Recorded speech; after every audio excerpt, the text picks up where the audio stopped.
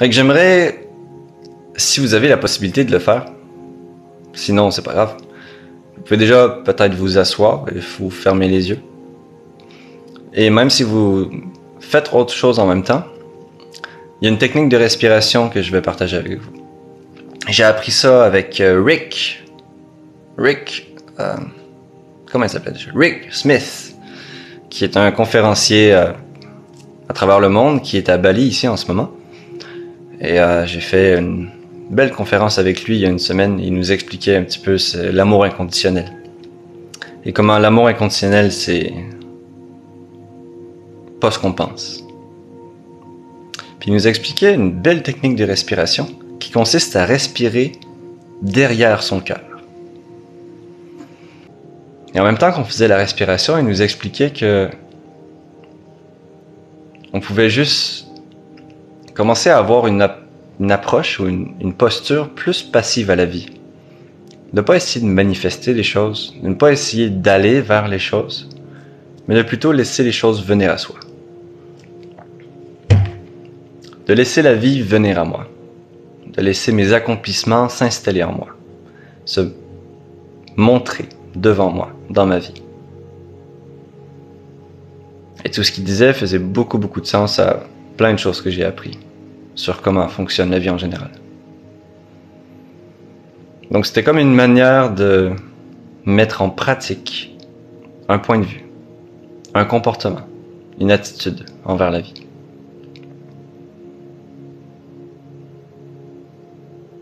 Donc c'est vraiment se mettre à l'arrière de soi-même, dans la respiration,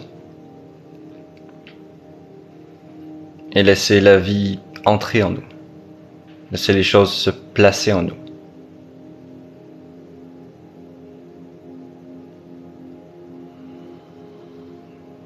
Donc, ce qui fonctionne très bien de manière générale, il y a plein de techniques différentes. Donc on inspire pendant 5 secondes.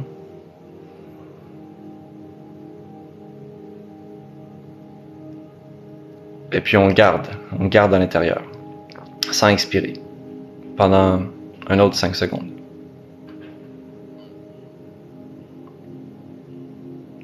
Puis après on expire encore une fois pendant 5 secondes.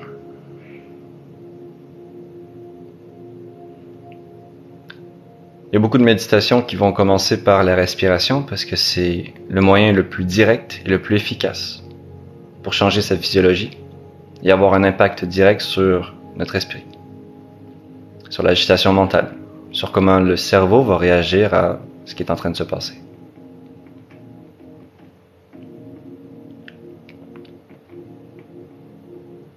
Donc ici, il s'agit d'inspirer encore une fois derrière son cœur, peu importe ce que ça représente pour toi, peu importe comment tu le visualises, juste de sentir le milieu de ta cage thoracique, comme si tu essayais de pousser ta colonne vertébrale avec tes respirations.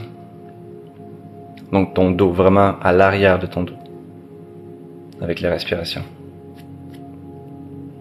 J'avais remarqué que la méditation était une des manières les plus efficaces d'intégrer les bases, d'intégrer les notions, les fondamentaux du développement personnel, de la psychologie, du bien-être, etc. De vraiment s'enligner vers une direction qui ne peut être que saine.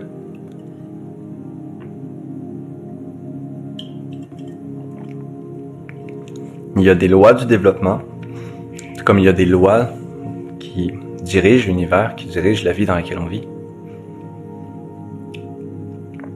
Et ces lois, c'est ce sur quoi je travaille depuis plusieurs mois déjà. Et donc, ce sont des choses universelles. C'est vraiment travailler sur qu'est-ce qui fonctionne de la même manière et qui aide tout le monde sans condition. Qu'est-ce qui est universel?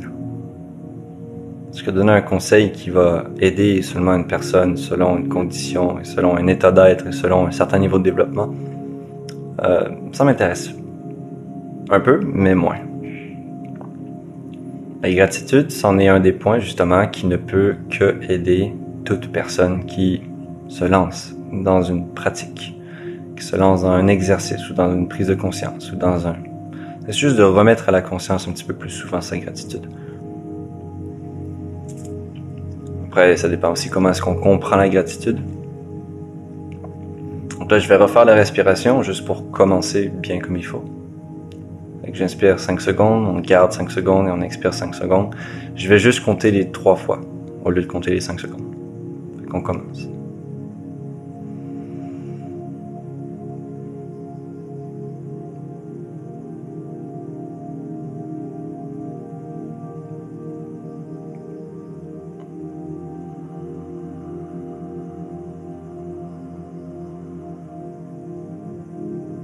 Une fois.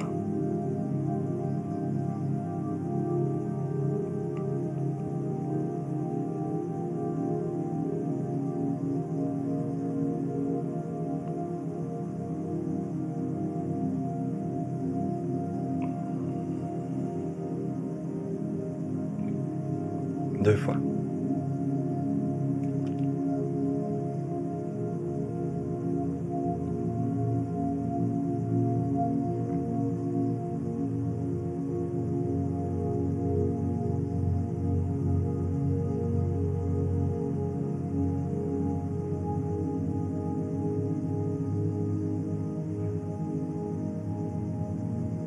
Trois fois. Je vais mettre ça un petit peu plus fort. Donc, encore une fois, ce qu'on fait ici, ce serait travailler sur des lois du développement. Travailler sur quelque chose qui, peu importe où est-ce que tu es dans ta vie, peu importe c'est quoi ton développement, peu importe qu'est-ce qui t'intéresse, avancer avec les lois ne peut que aider. Donc, donner des conseils sur comment vivre, c'est pas avancer avec les lois. À moins que ce conseil soit juste comment appliquer une des lois.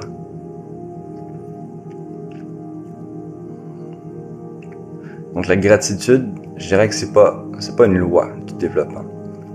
Je l'ai pas mis comme une loi du développement parce que on peut quand même avancer sans consciemment pratiquer la gratitude.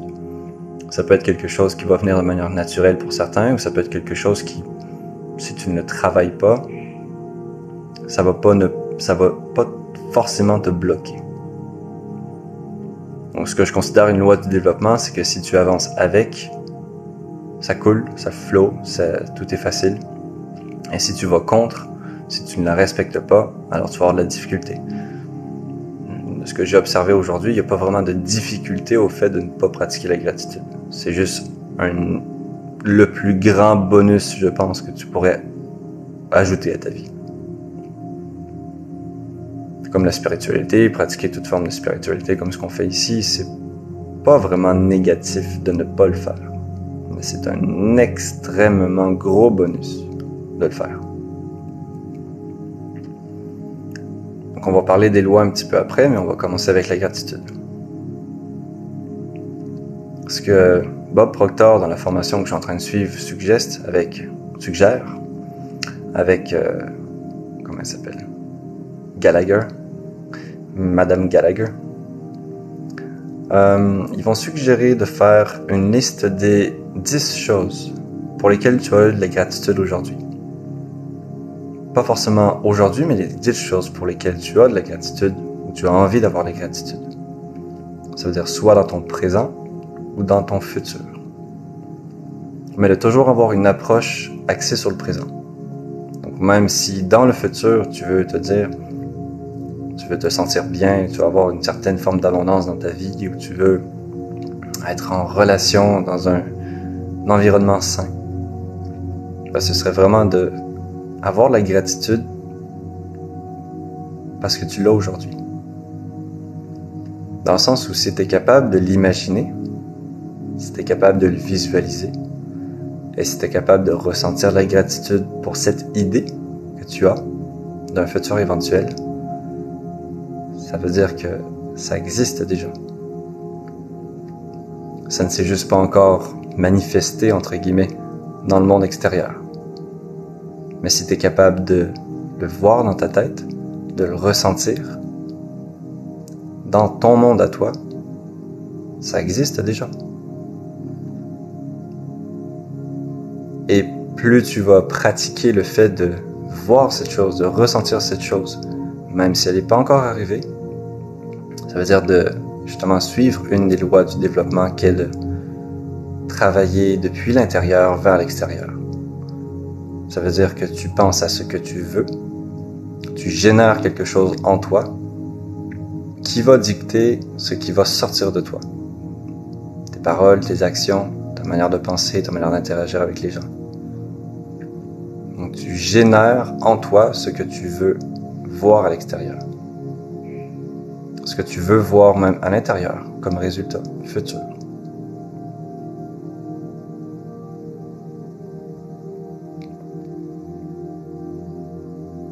D'aller contre cette loi, ce serait de observer mes résultats aujourd'hui, observer mes circonstances, voir que, par exemple, je suis célibataire, que j'ai du stress, que j'arrive pas à me calmer, que j'arrive pas à me sentir bien au quotidien, que j'ai un entourage qui me rabaisse ou qui est difficile. Et de baser, du coup, mon approche à la vie par rapport à ça, ce serait fonctionner à l'envers. C'est comme si, parce que je ne vois rien autour de moi qui me permet de me dire que j'ai de quoi être fier, de quoi avoir de la gratitude, alors je ne devrais pas ressentir de gratitude. Ça veut dire qu'on laisse l'environnement autour de soi guider et contrôler qui on est, qui on devient. Et il y a de fortes chances que ça amène à juste recycler ce qui est déjà. C'est-à-dire que si j'ai de la difficulté, que j'ai une mauvaise relation, que j'ai peut-être peu d'argent dans mon compte, ou peu importe ce que ça peut être, et que je commence à agir en fonction de ce que je vois autour de moi, alors je m'assure de maintenir ces choses.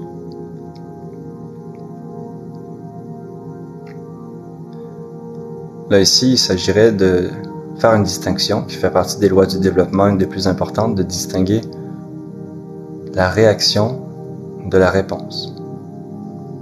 Si je réagis à mon environnement, ça veut dire que j'avance en fonction de mon environnement, que l'environnement contrôle qui je suis, ce que je fais. Si je réponds, ça veut dire par exemple que je pourrais être inconfortable à l'idée que je vis une situation qui ne correspond pas exactement à ce que je veux, et d'apporter une réponse à ça. Et de là ici, aller me concentrer sur ce que je veux. C'est-à-dire que là, c'est plus l'environnement qui me contrôle, mais ça devient l'environnement qui me fait réaliser ce qui est vraiment important pour moi, et j'amène une réponse appropriée à ça. Donc l'environnement peut devenir un élément déclencheur à mon avancement vers la création d'un nouvel environnement.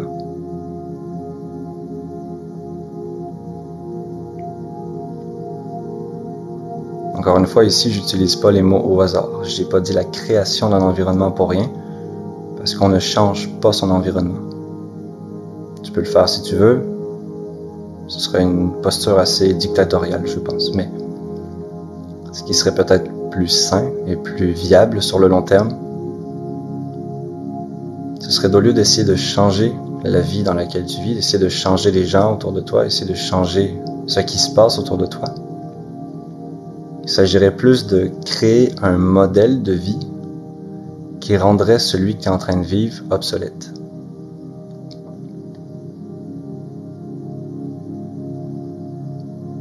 De créer un modèle de vie qui rendrait ce que je vis en ce moment obsolète.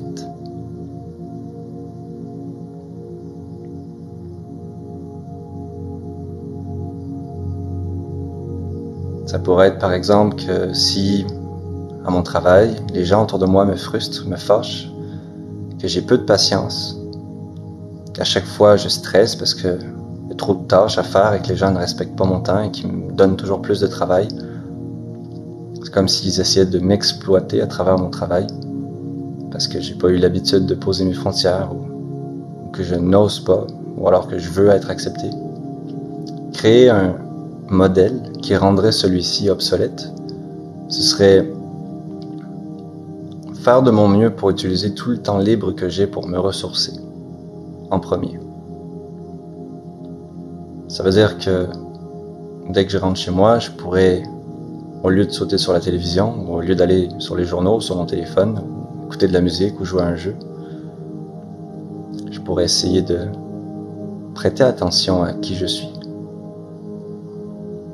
Prêter attention à mes besoins. Prêter attention à parfois des besoins qui ont été ignorés pendant si longtemps que c'est devenu invisible à ma conscience. J'ai terriblement besoin de quelque chose, mais je l'ai tellement ignoré que je sais même plus c'est quoi. Si c'est ça, c'est pas trop grave. Et ton subconscient est toujours au courant d'absolument tout ce qui se passe. Donc avec un peu de répétition, un petit peu d'acharnement positif sur découvrir quels sont mes besoins, si tu te poses la question tous les jours, si tu réfléchis sur ce sujet-là tous les jours, tu vas apporter des réponses, tu vas trouver des réponses. Donc le fait de se concentrer sur soi, petite publicité, mais j'avais fait une story là-dessus sur Instagram. Comment fonctionne l'attention? C'est une story, il me semble, qui est dans les lois du développement. L'attention, ce sera un petit peu le flot d'énergie qui coule en nous. Et c'est un petit peu un flot d'énergie qui va représenter soit la valeur ou des ressources.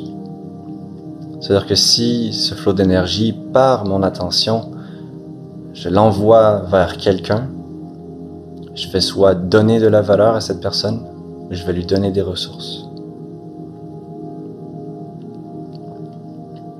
Le truc, c'est que ce flot d'énergie-là est le seul flot d'énergie auquel tout notre monde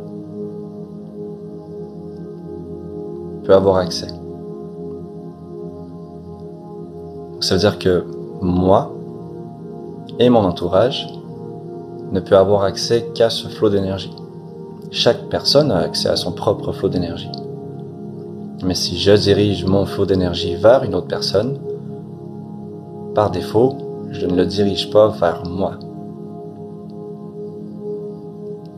Donc si je le dirige vers une autre personne, je lui donne de la valeur ou je lui donne des ressources.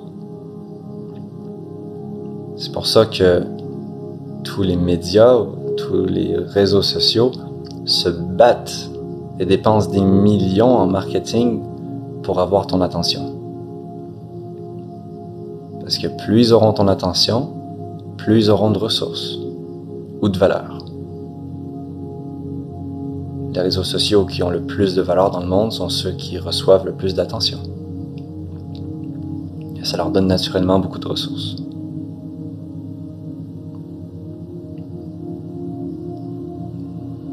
N'oublie pas de respirer profondément et essaie de respirer derrière ton cœur pendant que je parle.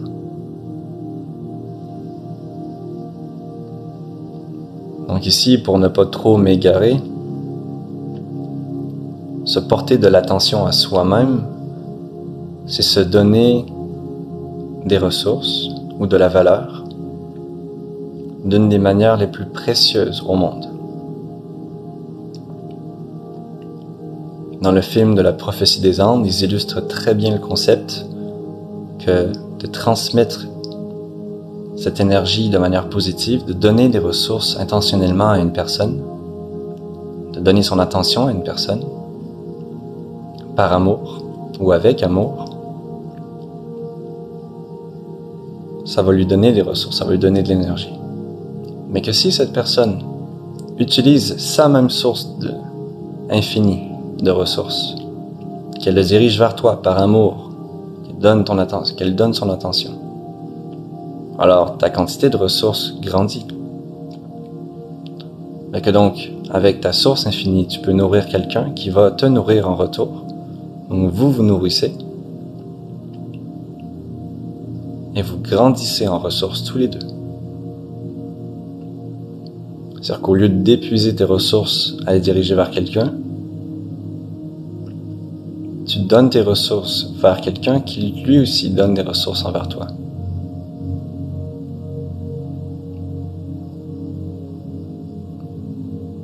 Parce que quelque chose qui est très intéressant de pratiquer avec quelqu'un.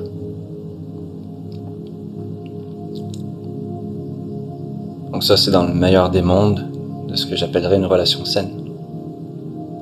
Une relation toxique ou une relation qui est épuisante, c'est une relation où les gens ne comprennent pas comment fonctionne l'énergie et se volent l'énergie les uns les autres parce que c'est la manière la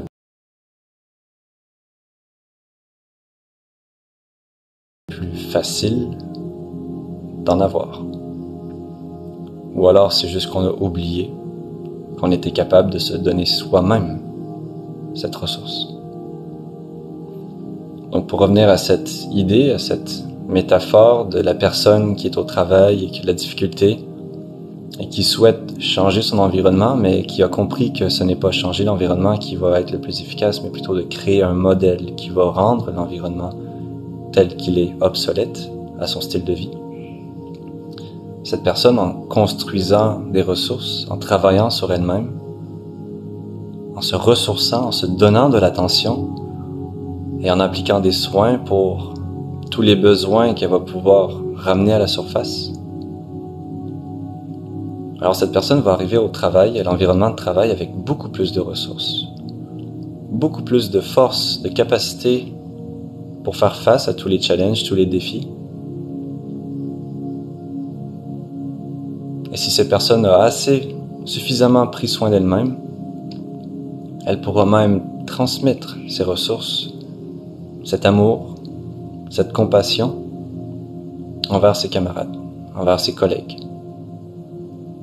Et même si un collègue lui demande trop de travail, même si un collègue commence à la critiquer ou la rabaisser ou peu importe, si cette personne a suffisamment de ressources en elle et si elle a suffisamment pris soin d'elle, elle va pouvoir donner des ressources, de l'amour, de la compassion, même à ceux qui n'ont pas fait la même chose, même à ceux qui lui volent son énergie. Puisqu'elle va comprendre que ces personnes-là, du coup, ont cruellement besoin d'énergie. Et que si on n'a jamais reçu l'énergie de l'attention, de l'amour, et que tout ce qu'on apprend dans la vie, c'est à voler l'énergie des autres, alors on n'est même pas au courant qu'il y a d'autres solutions. Et on se sent tellement mal qu'on fait juste chercher tous les moyens pour prendre l'énergie des autres.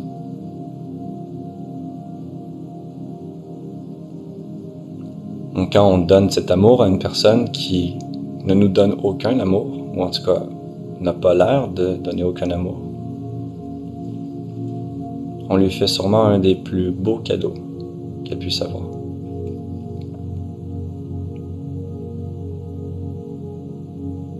Donc en créant ce modèle de vie, ce mode de vie, où cette personne a des ressources, où cette personne prend soin d'elle-même, où cette personne vit dans plus de gratitude, d'amour. Du coup, l'ancien style de vie, ce modèle où il y avait des pertes d'énergie, la difficulté, des conflits, devient obsolète. La manière dont les autres interagissent ne l'affectera plus autant. Puisque moins j'ai d'énergie, plus ça va être difficile de faire face à des personnes qui cherchent à prendre mon énergie. Quand je déborde d'énergie, de ressources, alors je peux en donner sans problème.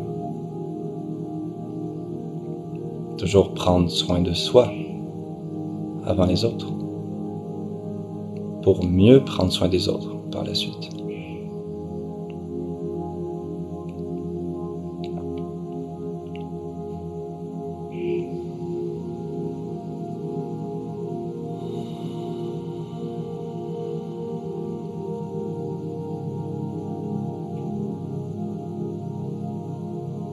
Donc c'est un des points de la méditation. Prendre soin de soi. Se donner de l'énergie. Je me porte de l'attention. Et donc si on s'en rappelle, se donner de l'attention, c'est se donner deux choses. De la valeur ou des ressources. La première cliente de coaching que j'ai eue, c'était à peu près il y a 1 an, était une personne qui vivait dans l'anxiété, mais une anxiété comme j'en avais jamais vu. Chaque solution ou chaque proposition qu'on pouvait commencer à penser, juste y penser, même pas se lancer dessus, juste penser à une solution générait encore plus d'anxiété. Mais ne rien faire, la laisser dans un monde où il y avait beaucoup trop d'anxiété, elle était plus capable de rester. Donc continuer son style de vie, c'était beaucoup trop, et sortir de son style de vie, c'était encore pire. Donc après quelques semaines, je suis arrivé un petit peu à bout d'idées. Je ne savais pas vraiment comment l'aider, puisque toutes les propositions et tout ce qu'on explorait semblait être un chemin impossible. Et même le chemin de ne rien faire était impossible. Donc je me suis recentré sur les bases, sur le plus simple. Cette chose la plus précieuse que toute personne a tant besoin. L'attention. Alors je l'ai écouté. Je l'ai juste écouté parler. Et je lui ai partagé mon ressenti sur ce qu'elle disait. Et tranquillement, je lui ai montré à faire de même envers elle-même. De se porter de l'attention un peu. Elle avait tellement porté l'attention au monde extérieur, à tous les problèmes, à toutes les difficultés, à toutes les choses dont elle n'avait aucun contrôle dessus, qu'elle avait complètement oublié qu'elle existait. Qu'elle aussi, elle était importante. Que c'est pas parce que je ne me vois pas tous les jours que je ne suis pas là.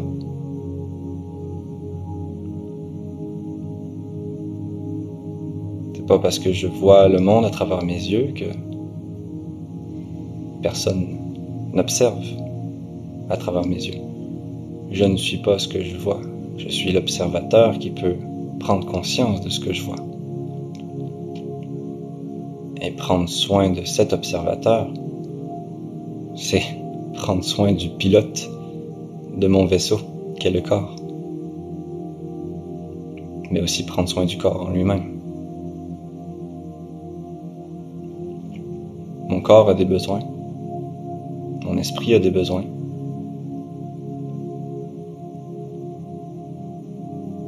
Donc c'est ce que j'ai fait avec elle. Lui porter de l'attention et lui apprendre à se porter de l'attention. À peine 2 semaines plus tard, elle m'a rappelé en me disant que tout d'un coup, elle avait plein de solutions. Elle avait commencé une nouvelle activité. Elle avait arrêté de voir d'autres personnes, arrêté certaines activités. Elle s'était mis un plan. Elle se sentait beaucoup plus apte à apporter un changement et à assumer le changement dans sa vie. 1 mois et demi plus tard, elle avait complètement transformé sa vie.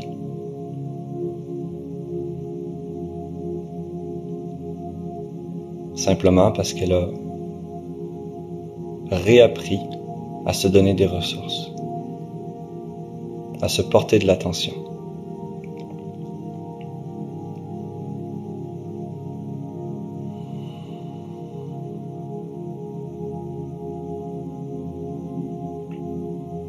Donc de la même manière, si on refait un lien avec ce pourquoi on voulait commencer la méditation, qui est la gratitude, développer une forme de gratitude, c'est porter de l'attention aux choses qui sont dans ma vie ou aux choses que je veux avoir dans ma vie. Donc, si on a bien compris le fonctionnement, en portant de l'attention aux choses que j'apprécie dans ma vie, aux choses que je veux apprécier dans ma vie, je leur donne de la valeur ou des ressources. Je leur donne de l'énergie. Me concentrer tous les jours sur pourquoi j'ai de la gratitude à être en forme, en santé, à avoir un esprit clair, de plus en plus clair. À avoir une abondance, d'avoir la nourriture, d'avoir tout ce qu'il me faut pour vivre, pour manger, pour communiquer avec d'autres personnes. C'est donner de l'énergie à ces choses-là. Porter mon attention aux choses que je veux voir dans ma vie. Donc, par conséquent, porter un peu moins d'attention aux choses que je ne veux pas voir.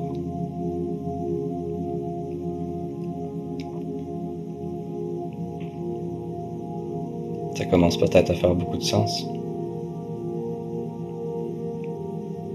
La gratitude, c'est être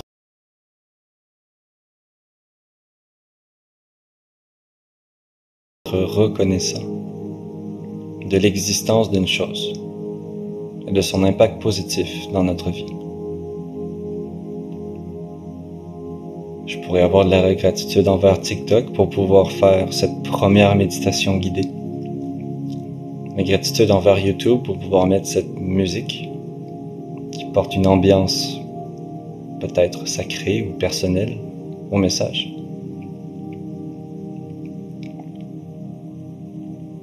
Je pourrais avoir de la gratitude pour ce micro qui enregistre ma voix et qui me permet de te transmettre toute cette sagesse. Je pourrais avoir de la gratitude pour toi d'être ici en même temps que moi, de m'écouter à l'autre bout de la planète.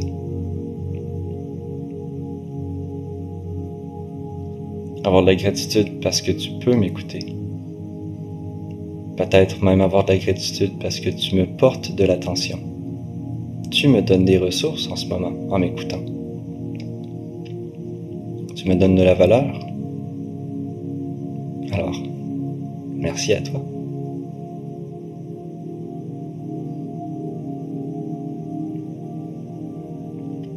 Merci d'exister. Merci de m'écouter.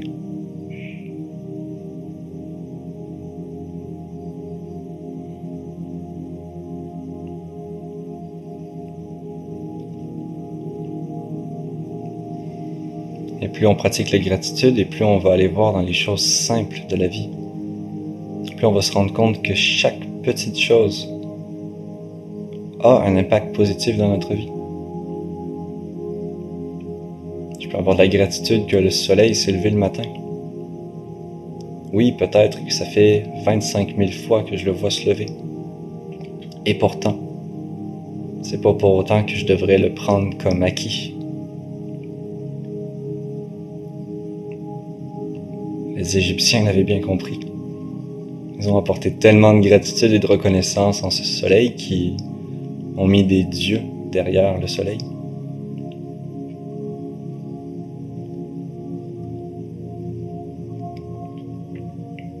Parce qu'ils comprenaient l'essence, la force, l'énergie que ce soleil apportait dans notre monde.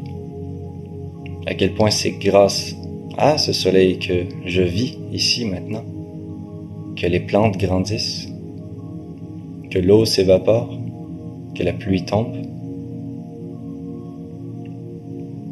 C'est grâce au soleil si je peux faire tout ce que je fais en fait.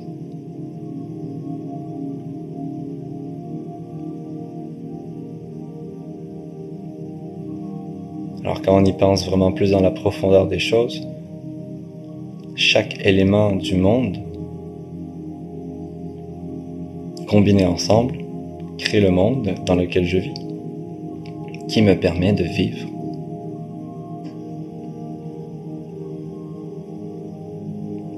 On n'aura jamais vraiment aucune idée de l'impact que chaque petite chose pourra avoir sur notre vie. On peut juste voir celles qui ont un impact direct. Mais qui sait? Peut-être que 10 ans plus tôt, une personne en Espagne a cueilli une pomme dans un arbre qu'elle a ramenée dans un marché. Une personne a acheté cette même pomme qui l'a ramenée dans sa famille. Une autre personne a mangé cette même pomme qui a eu un petit peu plus d'énergie dans sa journée grâce à ça. Qui, grâce à cette énergie-là, elle a eu l'envie et les ressources nécessaires pour écrire un livre, du moins le lancer. Peut-être que 2 ans plus tard, ce livre était sorti qui a été vendu des millions de fois et qui a changé la vie de millions de personnes. Peut-être qu'une de ces millions de personnes-là était ton grand-père, qui, grâce à ce qu'il avait lu dans son livre, a pu rencontrer ta grand-mère, qui ont du coup fait des enfants, jusqu'à ce que les enfants fassent des enfants. Et que peut-être toi, tu existes aujourd'hui grâce à une personne qui a cueilli une pomme. Du coup, peut-être pas 10 ans plus tôt, mais ce serait plutôt 100 ans plus tôt.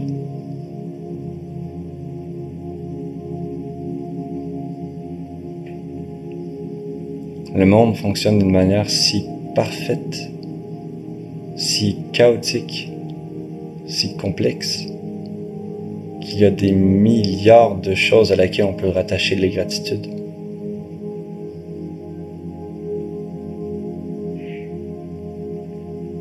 Il ne s'agit pas juste de faire une liste de « Ah, aujourd'hui j'ai la gratitude parce que je suis en vie, gratitude parce que je mange ». On peut aller encore plus en profondeur. Plus on est précis et plus la gratitude aura un impact. Plus on le répète et plus ça deviendra un réflexe.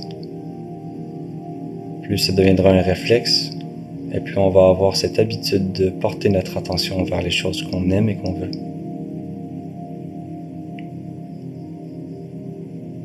Si tu vis dans l'anxiété et le stress, tu dois sûrement comprendre que une grosse partie de l'anxiété et du stress vient du fait de se concentrer sur les choses dont on n'a aucun contrôle, les choses qu'on ne veut pas, les choses pour lesquelles on n'est pas encore préparé, les choses pour lesquelles on n'est pas certain.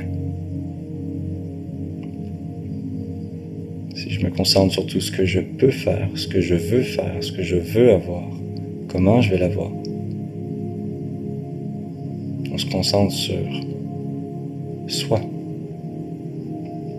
Quelles actions je vais faire aujourd'hui qui vont me rapprocher un petit peu plus vers mon objectif? Quelle personne je peux parler aujourd'hui? En espérant que cette personne soit un modèle pour moi. Que ce soit une personne avec qui je peux connecter, qui m'élève. Et non pas une personne qui me rabaisse.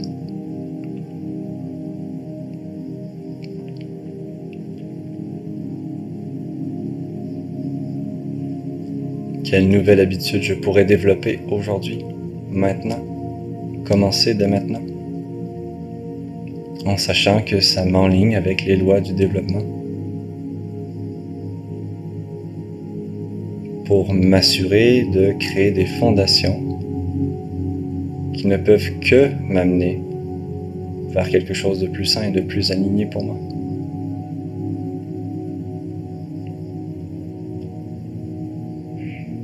Aussi petit que ce soit.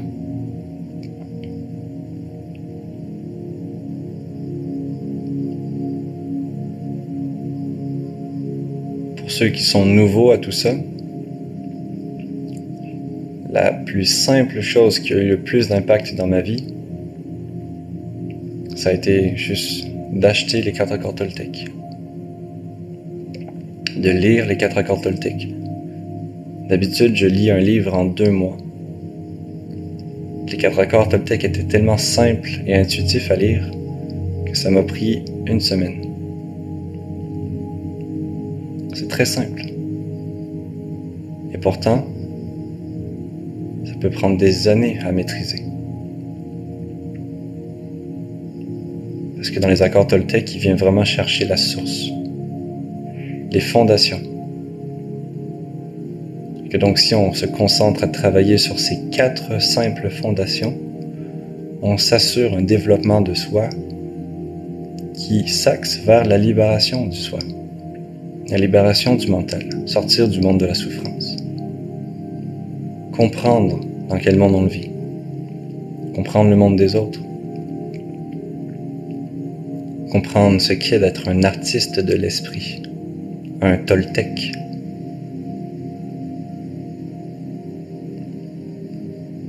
Et de comprendre qu'un artiste adore ce qui est beau.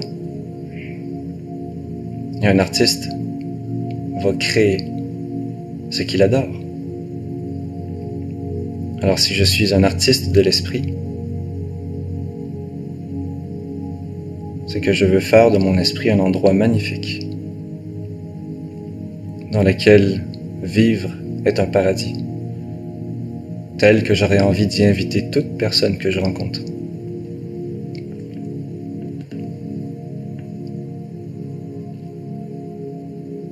Les Krata Toltec sont si simples et en même temps si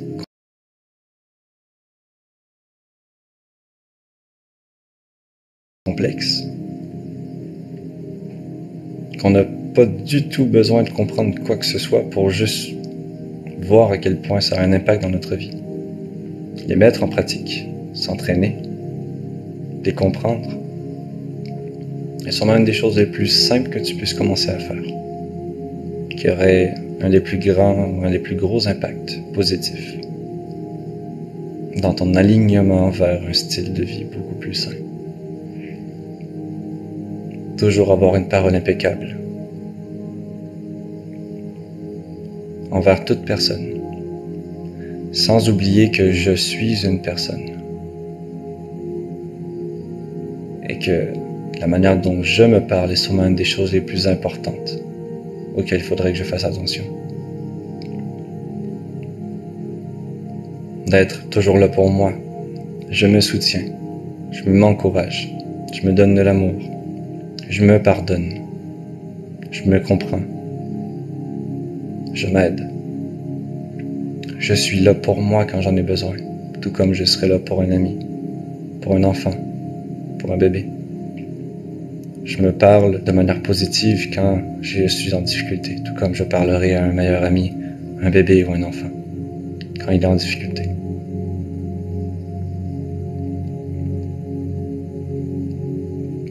Mal me parler ou mal parler à une personne, c'est manquer de ressources. Si je manque de ressources, alors naturellement, je ne peux rien donner aux autres. Tout ce que je donne, c'est mon poison émotionnel. De pratiquer les 4 accords Toltec, c'est se donner des ressources. Par conséquent, rendre la chose beaucoup plus facile de juste vivre.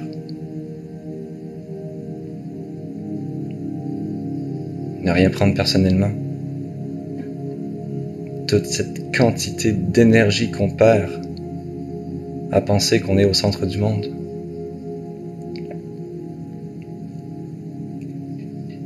À penser que ce que les personnes font sont en me visant moi personnellement.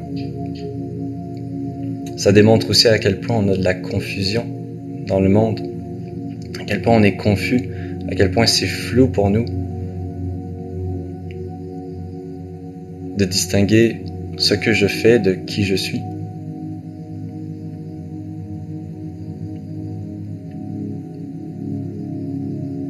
Si je viens de créer une musique en tant qu'artiste et que je suis identifié à mon statut d'artiste et que quelqu'un vient me dire que ma musique est à chier et que je le prends personnellement,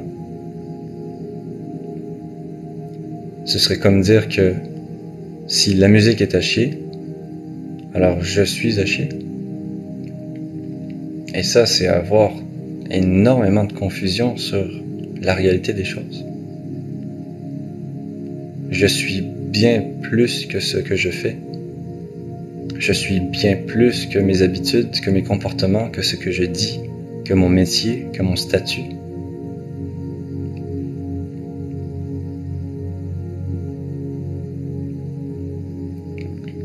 Et j'étais quelqu'un avant d'être musicien. Je serai quelqu'un après d'être musicien. Donc si quelqu'un attaque ce statut de musicien ou les aptitudes que j'ai développées en tant que musicien, il ne m'attaque pas moi. Il attaque quelque chose que j'ai choisi de développer, qui fait partie de moi, mais ce n'est pas moi.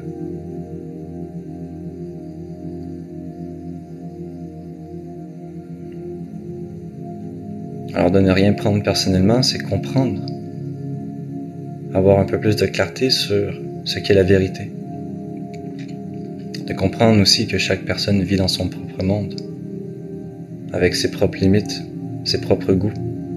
De comprendre que si quelqu'un déteste les pommes rouges,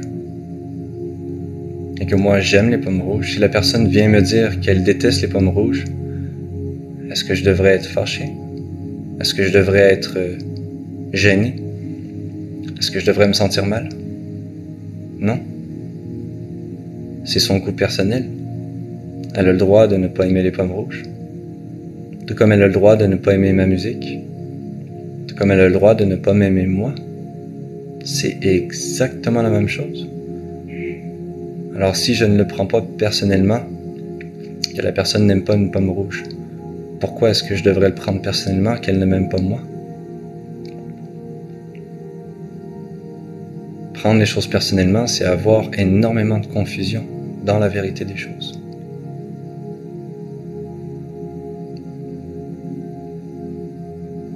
Et le troisième, ne pas faire aucune supposition.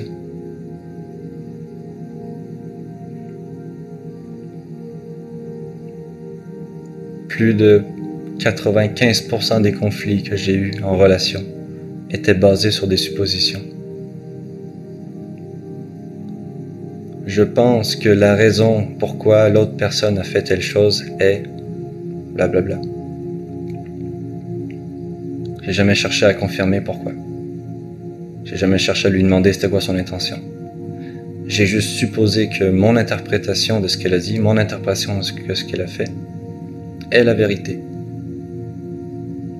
Et si je crois à mon interprétation, c'est là que ça devient toxique. Parce que je vais commencer à interagir envers l'autre personne, à réagir envers l'autre personne, comme si ce que j'ai inventé dans ma tête était réel. Or, tant que ça n'a pas été confirmé par des faits ou par l'autre personne, il n'y a rien de réel. Ce n'est qu'une possibilité parmi des milliers d'autres. La raison de pourquoi ma copine ou mon copain rentrerait en retard ce soir à la maison pourrait être pour des milliers de raisons. Alors si je suppose qu'elle est avec une autre personne et qu'elle est peut-être en train de me tromper, ou qu'elle est avec des amis, ou qu'elle m'a oublié, ou qu'elle veut plus me voir, ou que tout d'un coup c'est fini, ce n'est qu'une histoire parmi tant d'autres. Et de me laisser affecter émotionnellement par une histoire qui n'est peut-être même pas vraie, c'est une énorme perte d'énergie et de temps. Ça peut même créer des vrais problèmes basés sur une fausse histoire. Alors de ne pas faire de suppositions, c'est se pratiquer à voir la vérité, se pratiquer à voir ce qui est et à être confortable avec le fait de ne pas savoir parfois. Ça va demander des ressources, ça va demander à ce qu'on se porte de l'attention et des soins à soi-même. Ça va pas se faire du jour au lendemain. Mais ce sera d'une énorme libération d'y arriver. Ou même de se lancer sur le chemin pour y arriver. Les 3 premières lois, ou les 3 premiers accords toltèques, sont axés vers le passé, un imaginaire ou un futur. Le 4e accord toltèque est celui qui met tout ça en réalité. C'est le seul accord qui permet vraiment la pratique. Ici et maintenant. Faire de mon mieux.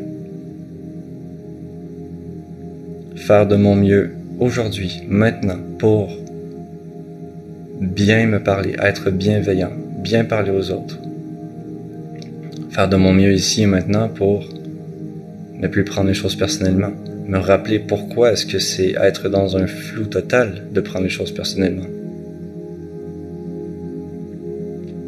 De faire de mon mieux ici et maintenant pour ne pas faire de suppositions.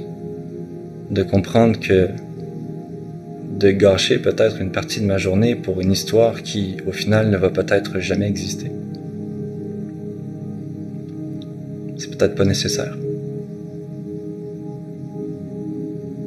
Et que ce serait peut-être très bien de, soit par la méditation ou par la pratique consciente, d'attendre, d'être confortable avec l'inconfortable, ça ferait un petit peu plus de sens. De se pratiquer à accepter la réalité. Et de comprendre que si je n'accepte pas ce qui est en train de se passer, c'est que je cherche à vivre dans un monde imaginaire. Or, être heureux, le bonheur, tout accomplissement, je ne peux les vivre que dans le réel, qu'ici, maintenant. Soit dans mon imaginaire présent, ou mon réel présent. Mais je ne peux pas être heureux demain, tout comme je ne peux pas être heureux hier.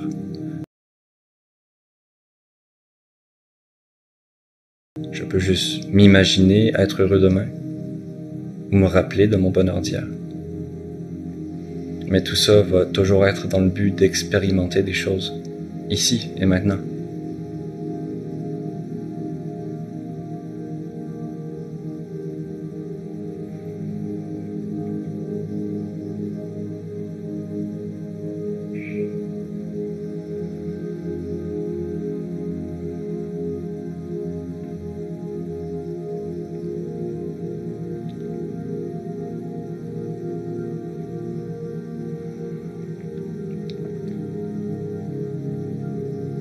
Donc de pratiquer la gratitude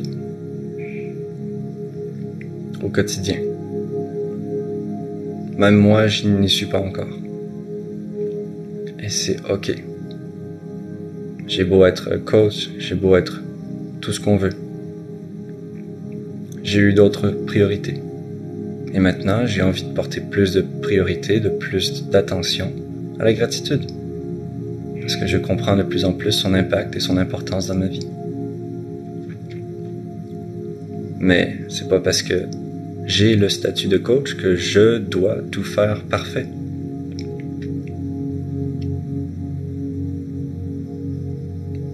Je me suis jamais proclamé coach en gratitude. Mais j'ai simplement partagé ce que j'ai appris sur la gratitude.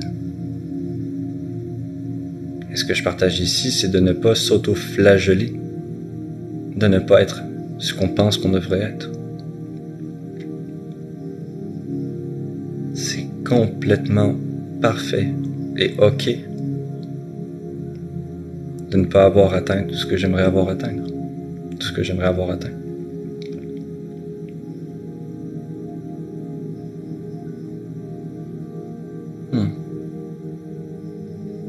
Il reste 50 secondes.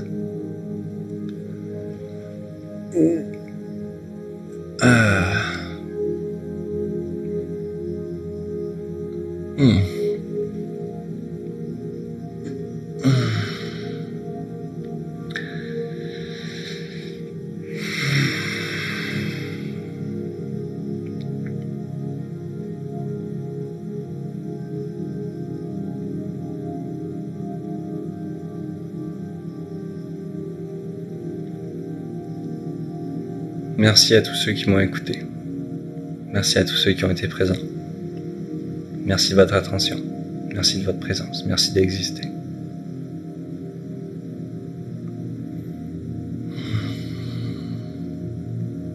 Merci pour ce premier live. Yes.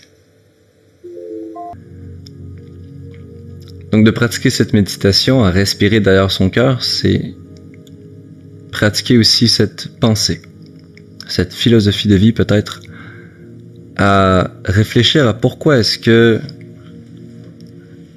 ou comment plutôt je pourrais recevoir ce que je veux en moi, ou dans ma vie.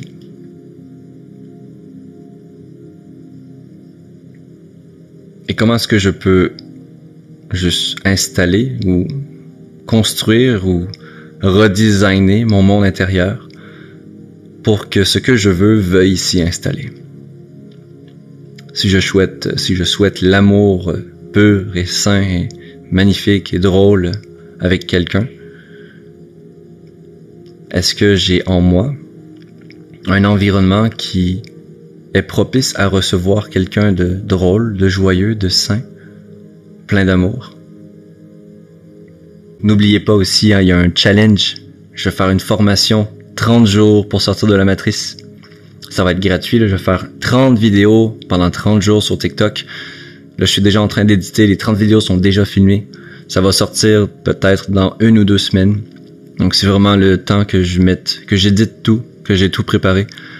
Et puis après, que je trouve un moyen de mettre ça en place d'une manière pratique aussi pour que vous puissiez faire les exercices, avoir le temps de faire les prises de réflexion ou de juste travailler sur ce qui va être partagé. Ça va être extrêmement intéressant. J'ai vraiment hâte de le faire. Donc, restez pas trop loin. Allez. Bonne journée.